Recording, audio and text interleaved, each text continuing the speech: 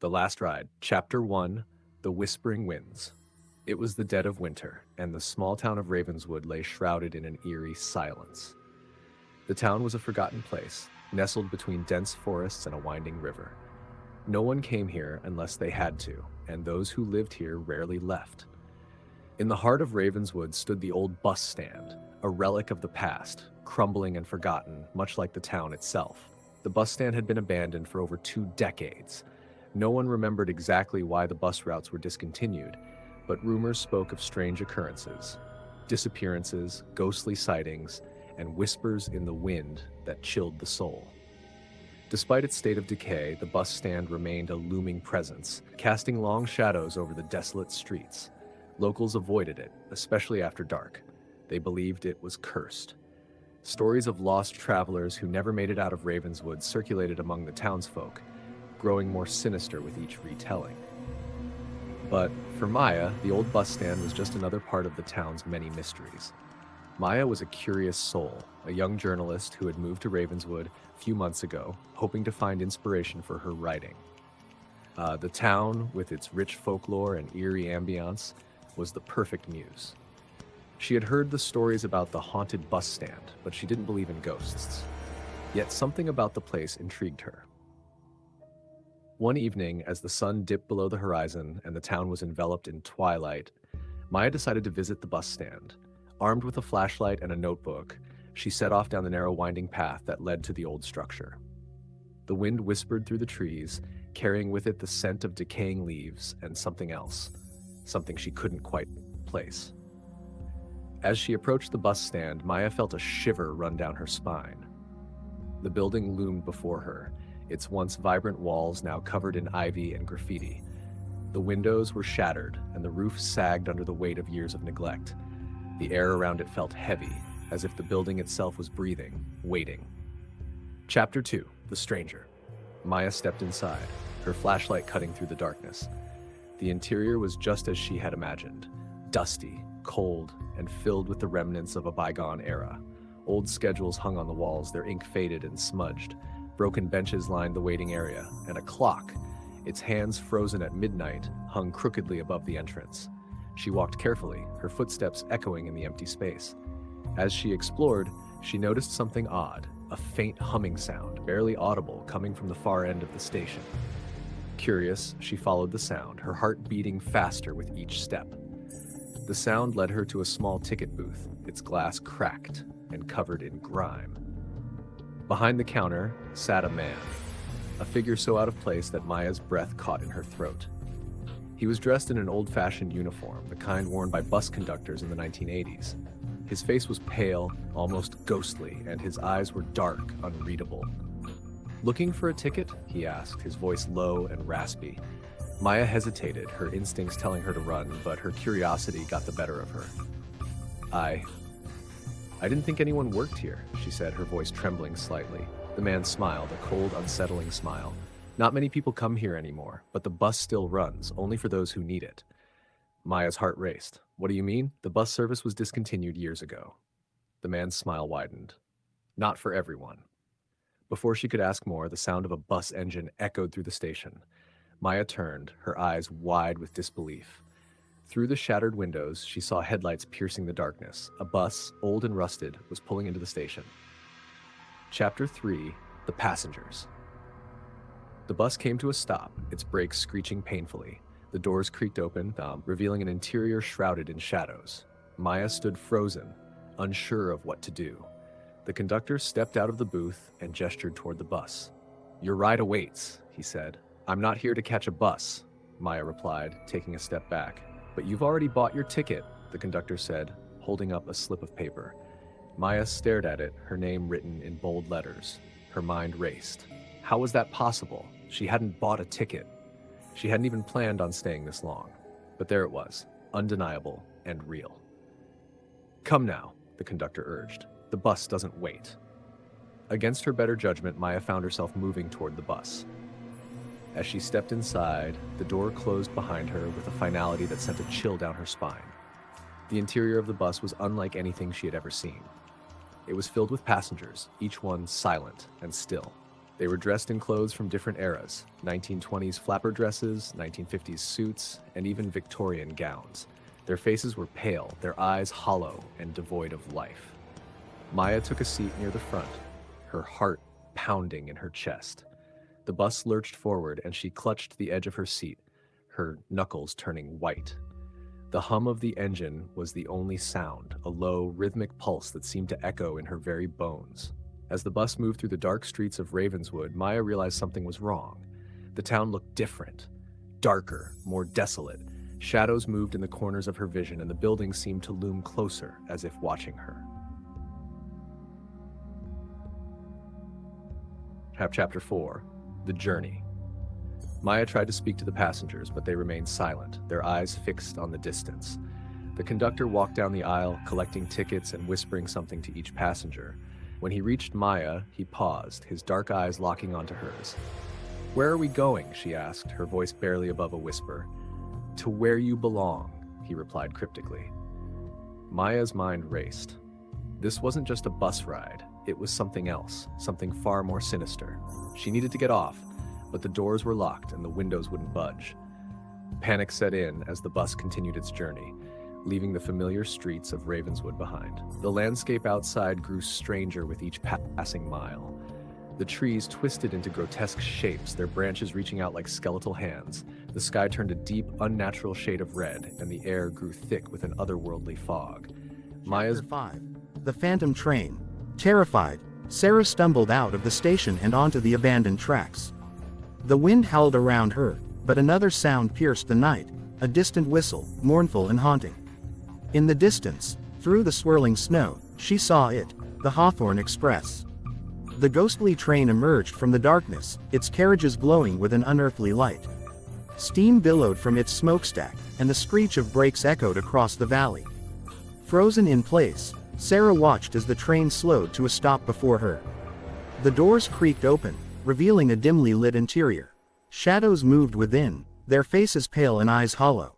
And there, standing on the platform, was Jeremiah Blackwood. Chapter 6. Bound by Fate. "Miss Whitlock," the phantom conductor said, his voice a hollow echo. "We have been waiting for you." Sarah's heart pounded in her chest. "Why me? You seek the truth," Blackwood replied. "And the truth is here, aboard the train. But be warned, once you board, there is no turning back." Drawn by an inexplicable force, Sarah stepped onto the train.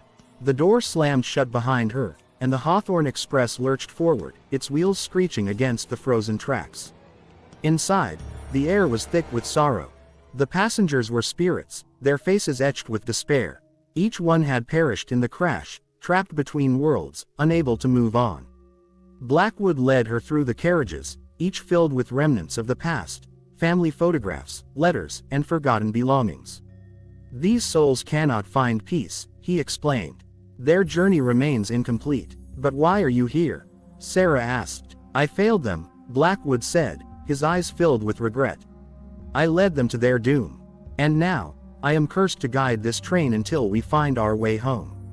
Chapter 7. The Choice. As the train hurtled through the night, Sarah realized she had a choice. She could help the spirits find peace by uncovering the truth of the crash and confronting the darkness that haunted the railway. But to do so, she would have to face her own fears and unravel the mystery of Blackwood's disappearance.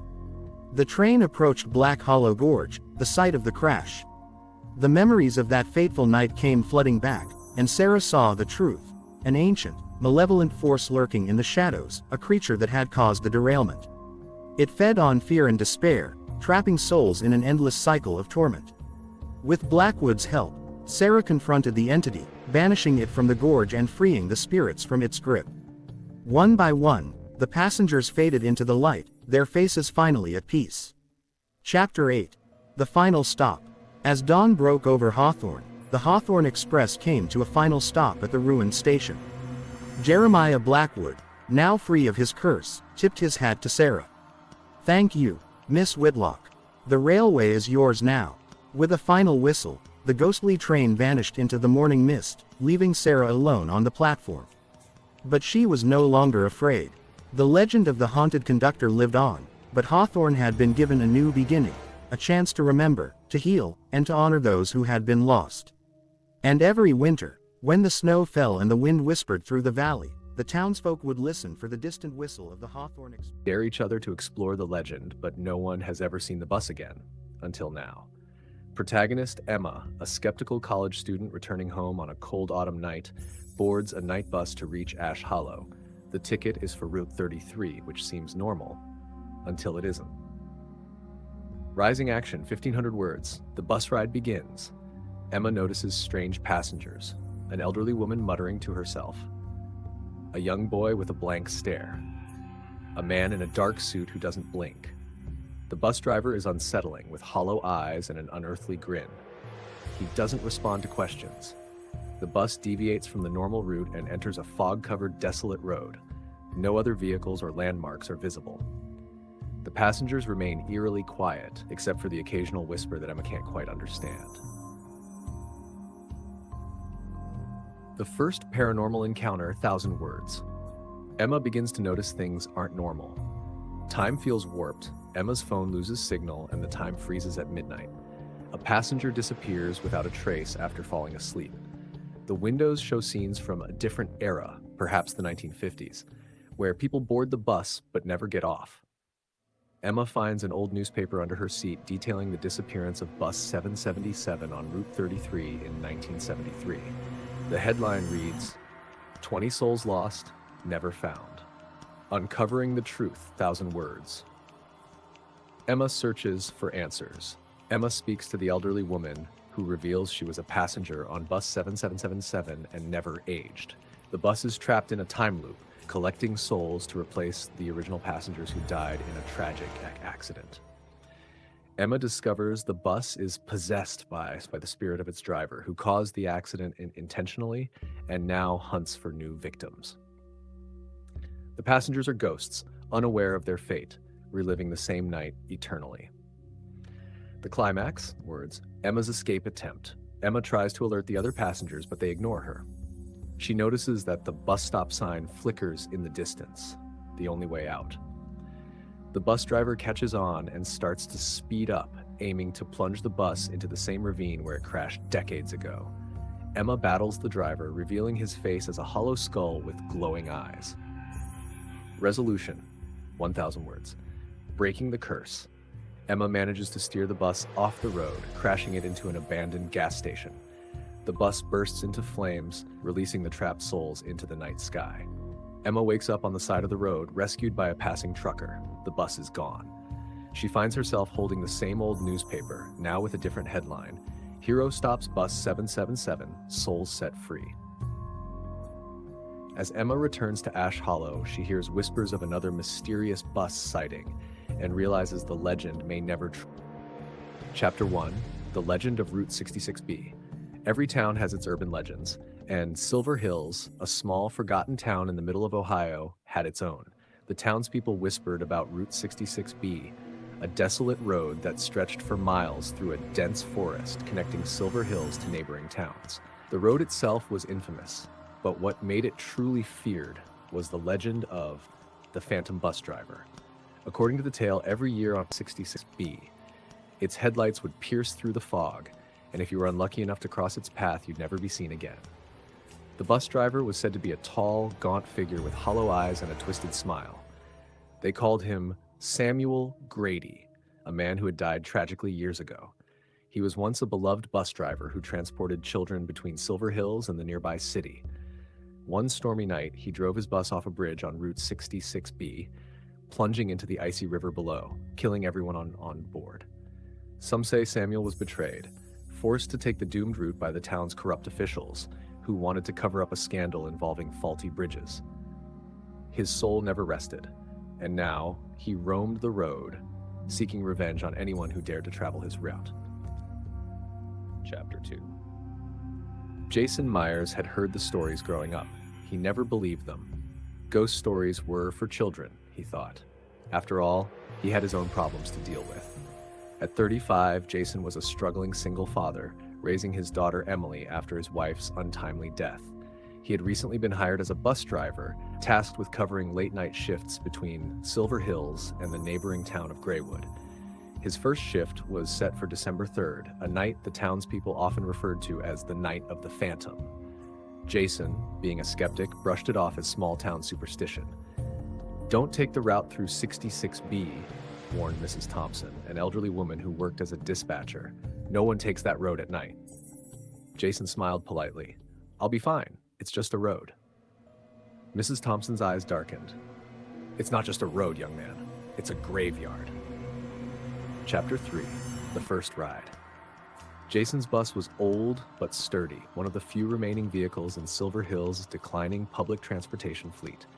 As the clock struck 9 p.m., he started the engine and began his route. His daughter Emily, only 9 years old, waved goodbye from their porch. The night was cold, and a thick fog rolled in as Jason navigated through the familiar streets of Silver Hills. By the time he reached the outskirts of town, only one passenger remained, a man in a dark suit who sat silently in the back of the bus. Jason glanced at him through the rearview mirror. The man hadn't moved or spoken since he boarded. His face was pale, and his eyes were fixed on the window. "Last stop," Jason called out. "Graywood." The man didn't respond. Instead, he slowly stood up and walked toward the front of the bus. His footsteps echoed in the empty vehicle. "You should take Route 66B, the man said, his voice low and cold. Jason frowned. The last stop. The gas station stood alone, nestled deep in the shadowy woods along Route 66, a once bustling highway now forgotten by time. Its flickering neon sign, spelling out, "Last Stop Gas," buzzed faintly in the cold night air. No one remembered who built it, or when. Locals avoided it like a curse, whispering tales of the travelers who vanished without a trace after stopping there. Ethan had heard the stories but didn't believe in ghost tales. A freelance journalist with a love for debunking urban legends, he set out from Chicago on a road trip to prove the gas station was nothing more than a forgotten relic of a bygone era. Armed with a camera, flashlight, and voice recorder, he drove his beat-up sedan into the dense forest under the cover of night. The road stretched endlessly, a ribbon of cracked asphalt bordered by skeletal trees. His GPS flickered, the signal growing weaker with each passing mile. When the car's gas light blinked on, Ethan cursed under his breath.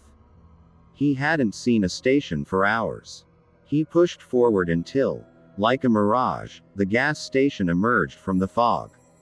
The place looked abandoned. A lone pump stood under a rusted canopy, its handle hanging limp like a forgotten relic. The windows of the station were black, their insides obscured by decades of grime. A single light flickered over the entrance, casting long, trembling shadows across the cracked pavement. Ethan pulled up to the pump. The digital display blinked, then died. He knocked on the glass door of the station, but no one answered. The bell above the door jangled as he stepped inside, the sound swallowed by the oppressive silence. The air was thick with the scent of mildew and gasoline. Shelves lined with dusty snacks and outdated magazines leaned precariously, as if the building itself were holding its breath. At the far end of the room, an old cash register sat on the counter, its drawer slightly ajar. "Hello," Ethan called out, his voice echoing. No response. He wandered the aisles, his footsteps muffled by the grime-coated floor. Something about the place felt wrong. Time seemed to warp, the minutes stretching into hours. He glanced at his watch. 1:03 a.m. But hadn't it been 1:03 when he pulled in? He shook his head, dismissing the thought. Behind the counter, a door led to the back room. Curious, Ethan pushed it open. The air grew colder, each breath fogging in front of him. The room was small and windowless, filled with outdated supplies and a dusty desk. A single picture frame stood on the desk, the image inside faded and torn. Ethan picked it up. It was a photo of a man in a gas station uniform, smiling with a woman and a little girl. The station looked newer, the sign bright and clean. Scribbled on the back were the words, "Forever with us 1987. A sudden knock echoed from the front of the station. Ethan froze, the frame slipping from his fingers and shattering on the floor. He rushed back to the front, but the parking lot was empty. His car sat where he left it, untouched. The knock came again. This time from inside. Heart pounding. Ethan turned toward the sound. The knock came from the window, but it wasn't the front door. It was from the service bay, a part of the station he hadn't noticed before. The door to the bay creaked open as if inviting him in. The flashlight beam danced across the room. Old tools lay scattered across workbenches, and a rusted car lift stood in the center, its platform raised. Beneath it, a dark pool of liquid seeped across the floor, reflecting the flickering light above. Whispers on Route 66. Outline. 1. The Intradamly. The Mason family, John, Lisa, and their 2 kids, Emma and Jake, purchase an old bus, intending to convert it into a mobile home for a cross-country road trip along Route 66. They find the bus at a remote scrapyard, and the owner seems eager to get rid of it. A mysterious inscription is found on the bus. No rest for the wanderer. 2. First night.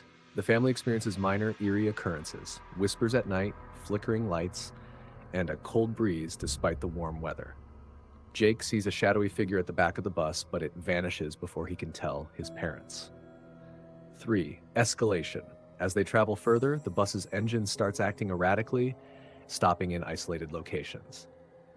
Emma hears voices calling her name, leading her to unexplained places. They meet an old man at a gas station who warns them about the history of the bus. It once belonged to a family that disappeared mysteriously. 4. Haunting past. Through research, the family learns that the previous owners vanished without a trace on Route 66 in the 1950s. Their last known location was an abandoned rest stop. They find old photographs and personal items hidden in the bus, each linked to tragic stories. 5. Supernatural encounters. The hauntings grow more intense. Doors lock on their own, ghostly figures appear, and the family begins having terrifying nightmares. Emma becomes the focal point of the spirits, drawn to her innocence and curiosity. The bus seems to have a mind of its own, driving them to forgotten towns and eerie landmarks. 6. Climactic confrontation. The family decides to confront the spirits at the abandoned rest stop where the previous family was last seen. They discover a journal detailing the curse of the bus. It traps the souls of those who die on board. A supernatural battle ensues as they attempt to break the curse and free the trapped souls. 7. Resolution.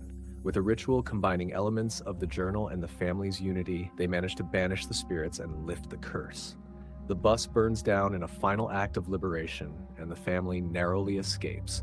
They return home, forever changed by their experience. In the heart of Pennsylvania, nestled between shadowy woods and whispering winds, lay the forgotten town of Hawthorne. Once a thriving railway hub in the late 19th century, it had long since decayed into obscurity. Abandoned tracks stretched like veins through the countryside, their rusted steel silent witnesses to a past drenched in tragedy. But the legend of conductor Jeremiah Blackwood kept Hawthorne alive in whispered tales. Blackwood was a man of impeccable reputation, diligent, disciplined, and fiercely devoted to the railway. He commanded the night trains that traveled the treacherous route between Hawthorne and the neighboring town of Coldwater. Known for his punctuality and unyielding commitment to duty, he was beloved by passengers and crew alike, until one fateful winter's night in 1897. Chapter 1: The Last Ride. The snowstorm was merciless that evening, howling through the valleys and blanketing the tracks in thick layers of ice. Despite the warnings, Blackwood insisted the train must run. The mail, the passengers, everything must be on time, he had declared, his voice unwavering. The locomotive, a monstrous iron beast named the Hawthorne Express, roared into the blizzard with its carriages full of travelers. Among them were families heading home for Christmas, merchants transporting goods, and a few weary souls seeking warmth and shelter. Midway through the journey, disaster struck. The icy tracks, treacherous and slick, betrayed the train. A sharp turn near Black Hollow Gorge sent the Hawthorne Express hurtling off the rails.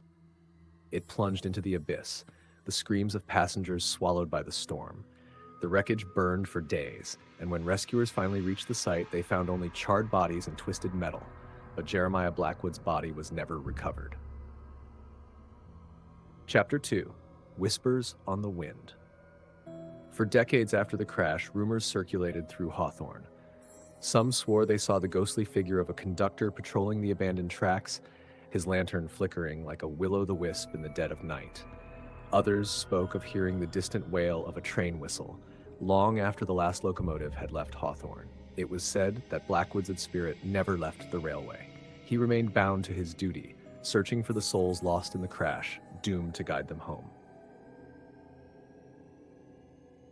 Chapter 3: The Return of the Train. In the present day, the town of Hawthorne had all but forgotten its tragic past. The railway station, once the heart of the town, stood in ruins, a crumbling relic of a bygone era. But every winter, strange occurrences brought the legend back to life. It began with the dreams. Sarah Whitlock, a young historian researching the town's railway history, was the first to experience them. In her sleep, she saw vivid images of a snow-covered train, its windows glowing with an eerie, golden light. A tall conductor with hollow eyes and a soot-streaked face beckoned her aboard. Each night, the dreams grew more intense. She could hear the hiss of steam, the clatter of wheels, and the distant murmur of voices pleading for help. Unable to shake the feeling of dread, Sarah decided to investigate. Chapter 4: A Journey into Darkness.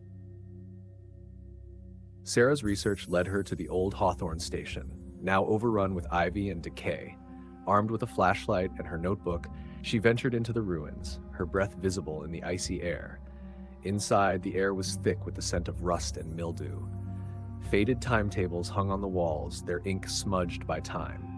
As she explored, she stumbled upon a hidden compartment beneath the station master's desk. Inside was a weathered journal, Jeremiah Blackwood's logbook. The final entry, dated the night of the crash, sent chills down her spine. The storm rages on, but we cannot stop. Duty demands we press forward. I fear something watches us from the shadows. If we do not return, may God have mercy on our souls. As Sarah read the entry, a cold gust of wind blew through the station, extinguishing her flashlight. In the darkness, she heard the unmistakable sound of footsteps, steady, deliberate, and drawing closer. Chapter 5: The Phantom Train. Terrified, Sarah stumbled out of the station and onto the abandoned tracks. The wind howled around her, but another sound pierced the night. A distant whistle, mournful and haunting.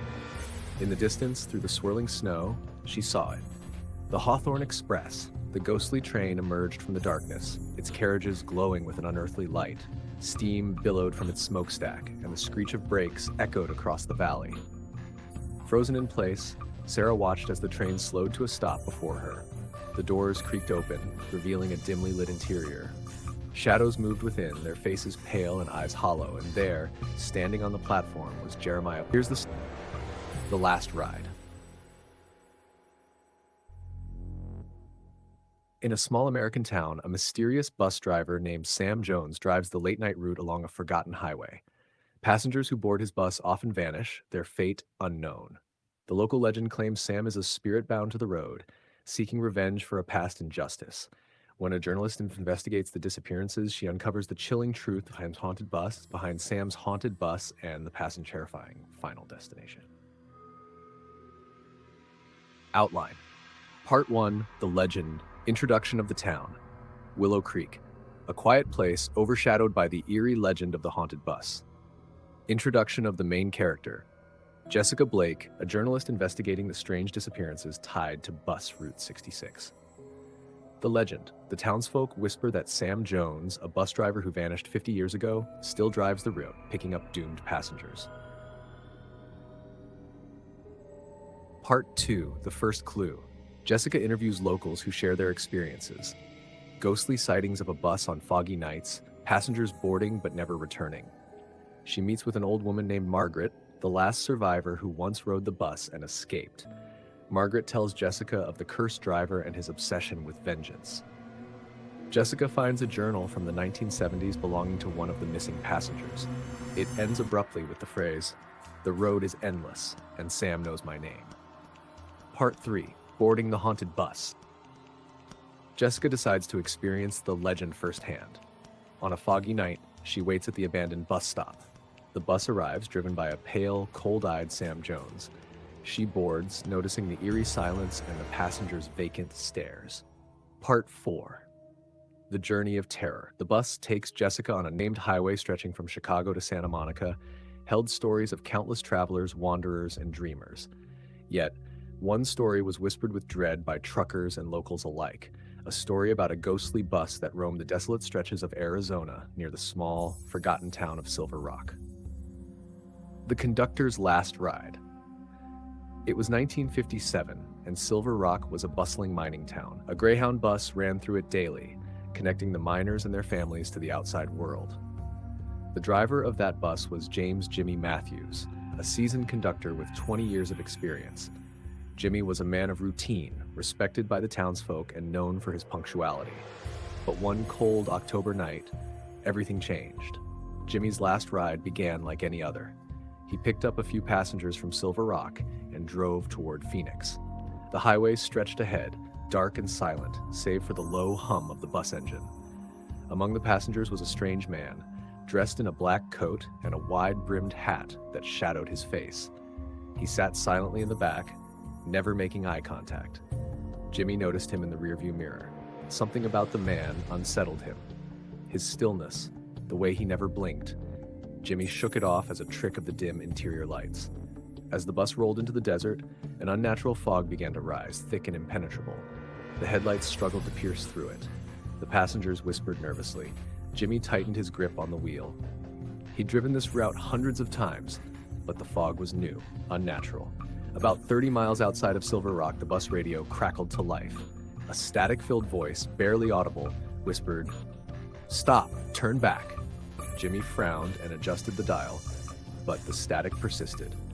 The voice came again, more insistent this time. "Stop. You have to stop." Jimmy glanced at the passengers. They appeared oblivious, chatting or staring out into the fog.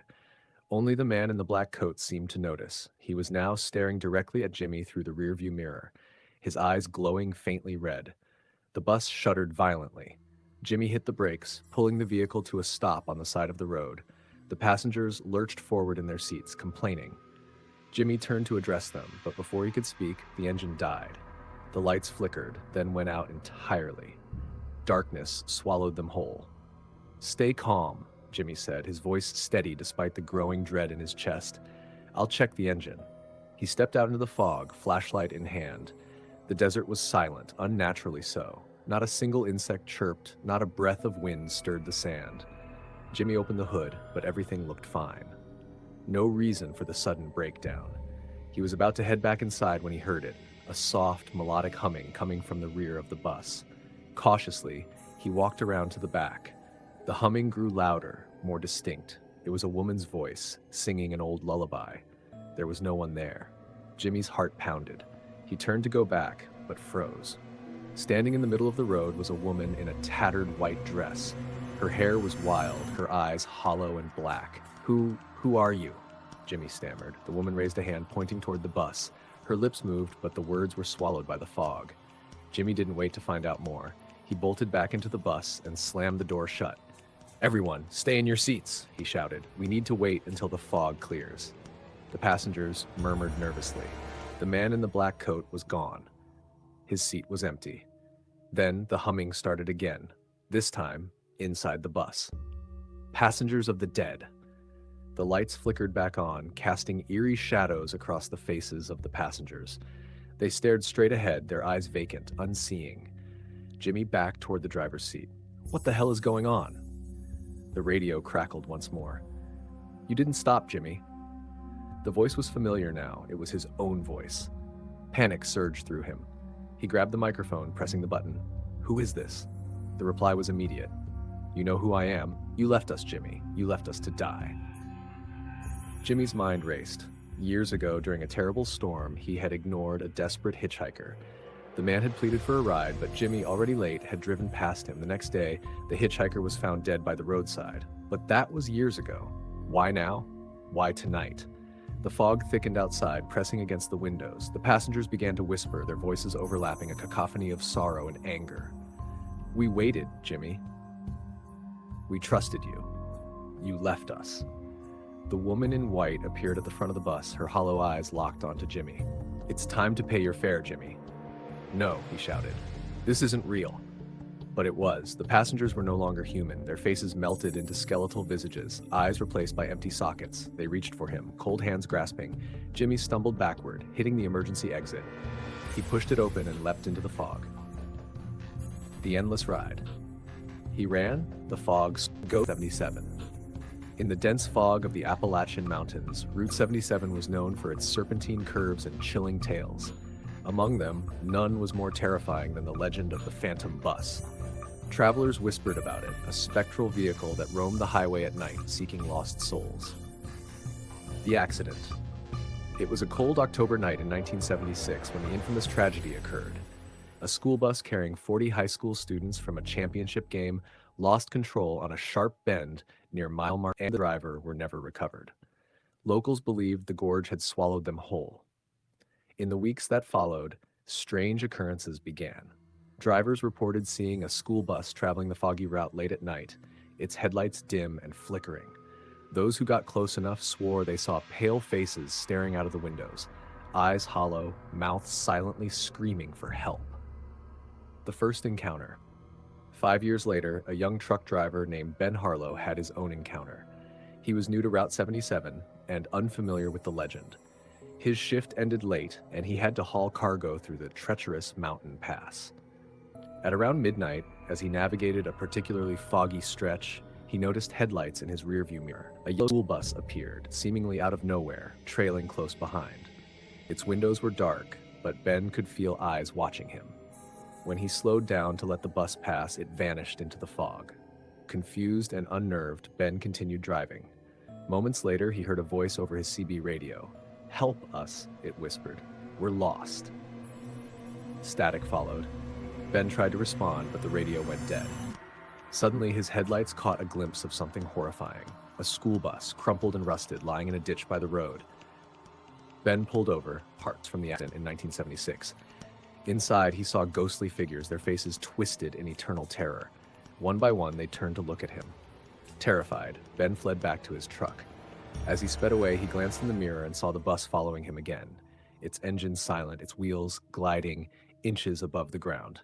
The spectral vehicle chased him for miles before vanishing as suddenly as it appeared.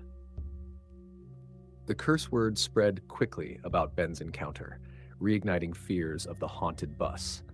Over the years, others reported similar sightings. Some described hearing eerie laughter, others the sound of children crying. A few claimed to have seen the ghostly driver, his face obscured by shadows, eyes glowing red. Local legends evolved, suggesting the students' spirits were trapped, forever searching for a way home. Some believed the driver had made a deal with dark forces, cursing the bus and its passengers. Others thought the spirits were luring the living to join them in the gorge. The disappearance. In 1998, a group of college students set out to investigate the legend for a documentary. They interviewed locals, gathered stories, and planned to spend a night near mile marker 66. Armed with cameras and recording equipment, they ventured into the fog. The footage recovered from their abandoned campsite revealed their final moments. The students encountered the Phantom Bus, their cameras capturing flickering images of spectral faces and ghostly hands reaching out from the windows. Their terrified screams echoed through the mountains as the bus disappeared, taking them with it. None of the students were ever found. Their disappearance became part of the legend, a warning to anyone who dared travel Route 77 at night. The final ride. In 2023, Route 77 was closed for renovations and the old road was scheduled for demolition. On the final night before the closure, a lone highway patrol officer named Sarah Miller patrolled the route. She had grown up hearing stories of the Phantom Bus, but never believed them. As midnight approached, she spotted headlights in the distance. A chill ran down her spine as a yellow school bus emerged from the fog. Its windows were shattered, and the metal frame creaked with every movement. Sarah followed the bus, radioing for backup, but no one responded. She watched in horror as the bus veered off the road near mile marker 66 and vanished into Raven Gorge. Determined to uncover the truth, Sarah approached the edge of the gorge. Peering into the darkness, she saw faint lights flickering below. Whispers filled the air, growing louder until they became a chorus of voices crying, "Help us, we're lost."